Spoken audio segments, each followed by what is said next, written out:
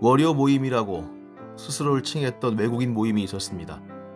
7, 80년대 한국의 폭압적 현실과 민주화운동 상황을 세계에 알리고자 애쓴 사람들이었죠.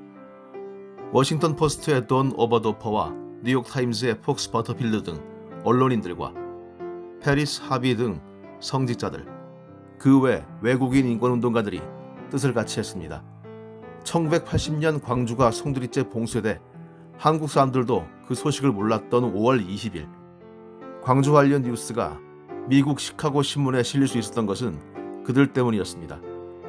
영화 택시 운전사의 독일 기자 한스 힌츠페터에게 광주 소식을 전달한 것도 월요 모임이었습니다.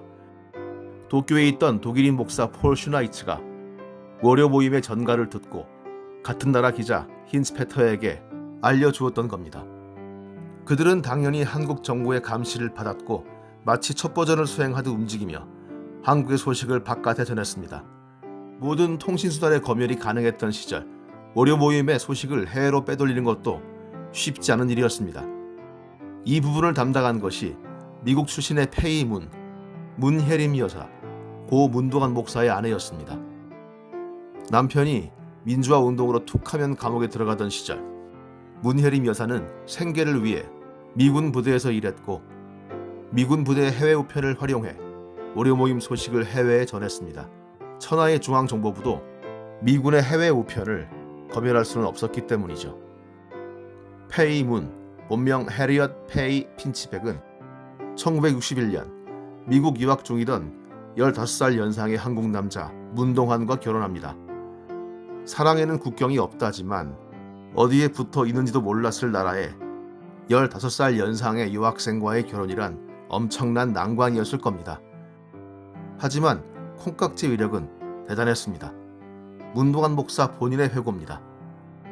어느 날 저녁 학교에서 산책을 하다가 아내를 여자 기숙사까지 데려다 줬는데 헤어지면서 난생 처음 키스를 했다.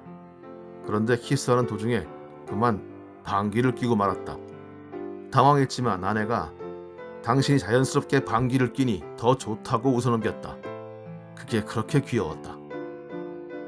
그렇게 미세스 문이 된 미국인 해리엇 페이에게 문동환 목사는 혜림이란 이름을 지어주었고 문혜림 여사는 태평양을 건너 한국에서 문씨 집안 며느리로 목사이자 민주화운동가의 아내로 살아가게 됩니다.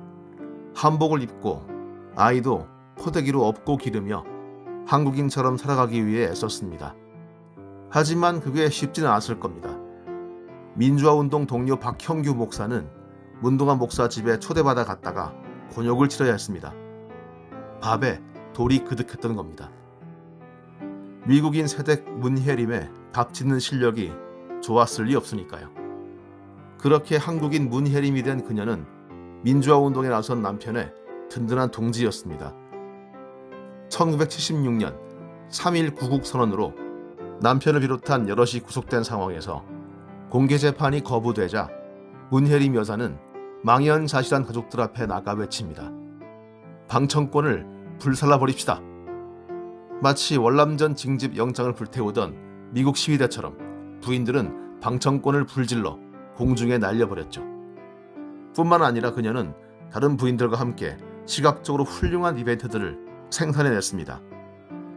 입에 검은 테이프를 십자가 모양으로 붙이고 침묵 시위를 벌이기도 하고 고난을 상징하는 보라색으로 옷을 맞춰 입고 걸어가다가 갑자기 민주회복 등의 구호를 적은 양산을 펼쳐 시위를 하기도 했습니다. 한 번은 보라색 원피스에 아예 재봉틀로 커다란 십자가를 박아 입고 나서서는 외투를 한순간에 벗어 보이는 퍼포먼스를 하기도 했죠. 이 좋은 그림을 본 외신 기자들은 신나서 카메라를 찍어댔고 한국 경찰은 그 앞을 가리며 아주머니들을 닭장차에 태우려고 허우적거렸습니다. 문혜림 여사의 삶은 민주화운동가에 그치지 않습니다. 남편을 대신해 생계를 잇기 위해 미군 부대에서 일했던 그녀는 기막힌 풍경을 보았습니다. 미군 전용 클럽에서 미군들을 상대하던 한국 여성들의 피맺히게 억울한 모습들이었죠. 미군들의 현지처 노릇을 하다가 허무하게 버림받은 이들, 수십 번 낙태를 하면서도 몸 상하게 하는 피임약 대신 루프를 사용하는 법도 몰랐던 여성들을 만난 문혜림 여사는 그들을 돕고자 소매를 걷어붙입니다. 1986년 기지촌 여성들을 위한 조직 두레방이 문을 연 것은 그 노력의 결과였습니다. 일단 영어부터 가르쳤습니다. 몸팔기 더 쉽게 하려고 영어 가르치는 거냐는 눈총도 있었다고 합니다. 하지만 최소한의 항의라도 하고 의사를 전달하기 위해서라도 영어는 절실했습니다. 나아가 두레방은 기지촌 여성들의 선불금, 임금체불 등 법적인 문제와 의료 문제까지 개입해야 했습니다. 나라의 지원은 별로 없었습니다. 우리는 태평양 전쟁 당시 일본의 위안부 동원을 비난하지만 한국 전쟁 당시 우리 정부는 미군들을 위한 위안부 시설을 운영했었습니다. 그리고 기지촌 근처 여성들의 사정을 뻔히 알고 있으면서도 마치 투명인간처럼 외면했습니다. 두레방은 오랫동안 외국의 지원에 의존해야 했습니다. 토종 한국인들도 한국 정부도 철저히 외면했던 기지촌 여성들을 향하여 벽안의 한국인 문혜림은 거침없이 나아갔습니다. 그 딸 문영미 씨의 회고입니다. 어머니는 하루 일과를 끝내고 돌아오면 두 눈을 반짝이며 두레방에서 만난 여성들에 대해 이야기하곤 했다. 정말 놀라웠던 것은 어머니는 기지촌 여성들에 대해 정말로 편견이 없었다는 점이다. 더 나아가 그들을 진심으로 좋아하고 존경했다. 2019년 남편 문동환 목사를 앞서 보낸 뒤 문혜림 여사는 미국에 살고 있는 자식들의 간곡한 청에 따라 미국에서 여생을 보내기로 했습니다. 출국을 앞두고 문혜림 여사는 두레방 상담소장 등 두레방 식구들의 방문을 받습니다. 그들과 함께 문혜림 여사는 남편이 생전에 좋아했던 찬송가 몇 곡을 부르며 기뻐했다고 합니다.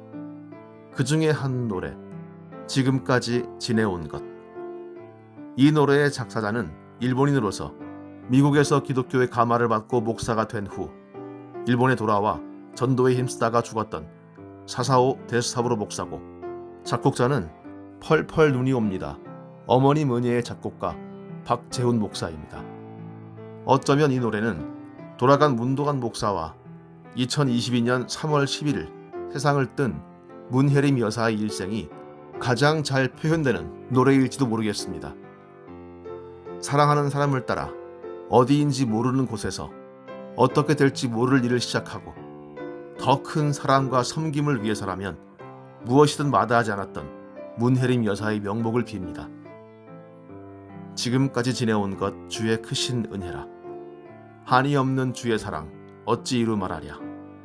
자나깨나 주의 손이 항상 살펴주시고 모든 일을 주 안에서 형통하게 하시네. 몸도 맘도 연약하나 세임 받아 살았네. 물 붓듯이 부으시는 주의 은혜 족하다. 사랑 없는 거리에나 험한 산길 헤맬 때 주의 손을 굳게 잡고 찬송하며 가리라. 주님 다시 배울 날이 날로 다가와 무거운 짐 주께 맡겨 벗을 날도 멀잖네. 나를 위해 예비하신 고향집에 돌아가 아버지의 품 안에서 영원토록 살리라.